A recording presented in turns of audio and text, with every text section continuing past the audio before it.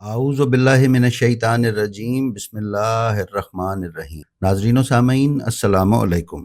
امید ہے آپ خیریت سے ہوں گے اور ہمارے ویڈیو سے مستفید ہو رہے ہوں گے۔ ناظرین، ویڈیو پر جانے سے پہلے ہم آپ سے گزارش کرتے چلیں کہ ہمارے چینل بلینڈ آف ہسٹری کو سبسکرائب کر لیں اور بیل آئیکن پر کلک کر دیں تاکہ آپ ہماری ویڈیوز حاصل کرتے رہیں۔ ناظرین و سامعین، آج کی ویڈیو کے لیے ہم نے جس موضوع کا انتخاب کیا ہے وہ غزوہ خندق ہے۔ غزوہ خندق اسلام کے شروع کے دنوں میں لڑی جانے والی ایک نہایت اہم جنگ ہے، جس میں یہودیوں کی سازش سے ان کے قبیلے بنو نذیر نے کفار مکہ کے ساتھ مل کر مسلمانوں پر حملہ کیا اور اپنے تمام تر وسائل کے ساتھ وہ خندق کے میدان میں مسلمانوں کے سامنے آ کھڑے ہوئے۔ اس جنگ کی تمام تر اہمیت اور نقطہ عروج وہ موقع ہے کہ جب کفار اور یہودیوں کا لایا ہوا نامی گرامی پہلوان عمر بن عبد ود مسلمانوں کے سامنے آ کھڑا ہوا اور انہیں للکارنے لگا۔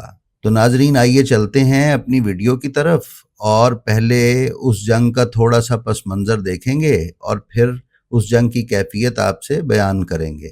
ناظرین، غزوہ خندق یا غزوہ احزاب 10 یا 15 شوال سن 5 ہجری میں قبیلہ بنو نذیر کی سازش کے نتیجے میں شروع ہوا اور قبیلہ قریش اسلام کا بندوبست کرنے اور اسلام کو نقصان پہنچانے کے لیے کفار اور عرب کے تمام حلیف قبائل کے ساتھ متحد ہوا۔ اس جنگ میں مشرکین اور یہود کی سپاہ 10,000 افراد پر مشتمل تھی، جبکہ مسلمانوں کی سپاہ میں صرف 3,000 افراد شامل تھے۔ مدینہ میں سکونت پذیر بنو قریظہ نے عہد کیا تھا کہ وہ جنگ کی صورت میں رسول اللہ کا ساتھ دیں گے اور آپ صلی اللہ علیہ وآلہ وسلم کے دشمنوں کی مدد نہیں کریں گے، لیکن اس کے باوجود انہوں نے اپنا عہد پامال کرتے ہوئے مشرکین کے ساتھ اتحاد کر لیا۔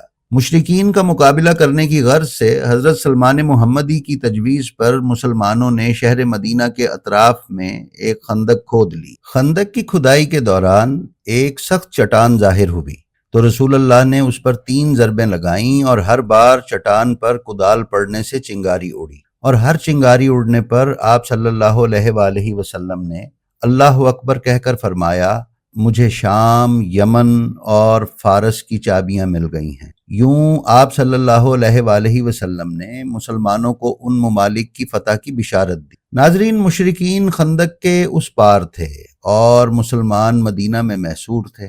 جب رات کی تاریکی میں مدینہ کے مرکز پر بنو قریظہ کے حملے کا خطرہ بڑھ گیا تو رسول خدا صلی اللہ علیہ وآلہ وسلم نے 500 اصحاب کو 2 دستوں میں منظم کر کے مسلمانوں کے گھروں کی حفاظت کے لیے روانہ کیا۔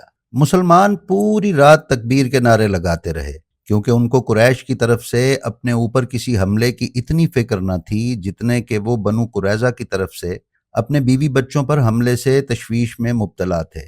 ایک رات انجانے میں مسلمانوں کے 2 مسلح دستوں کے درمیان جھڑپ ہو گئی اور ان دونوں دستوں نے ایک دوسرے پر تیر برسائے۔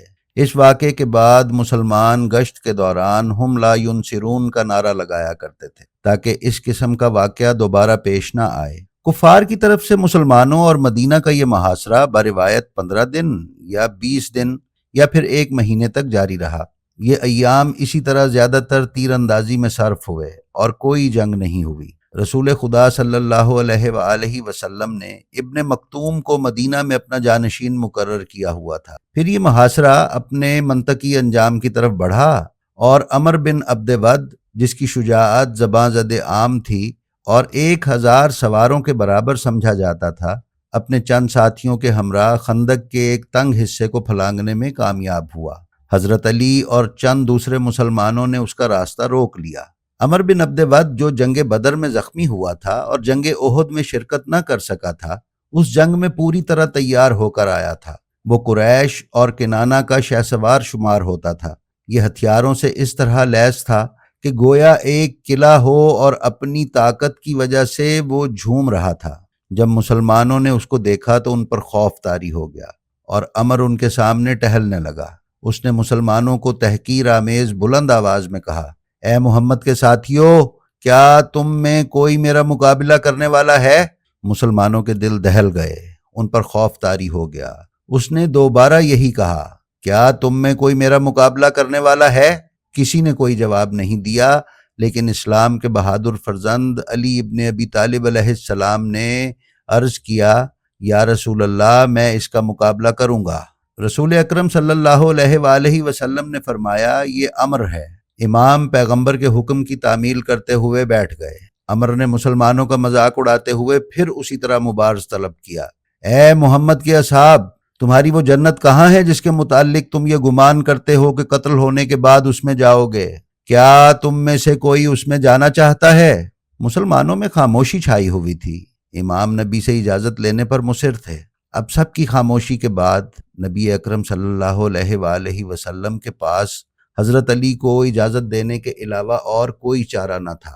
چنانچہ علی رسول اللہ صلی اللہ علیہ وآلہ وسلم کی اجازت سے جنگ کے لیے تیار ہوئے۔ پیغمبر اسلام نے اپنا امامہ حضرت علی المرتضیٰ علیہ السلام کے سر پر رکھا اور اپنی تلوار بھی عطا کی اور انہیں جنگ کے لیے روانہ کیا۔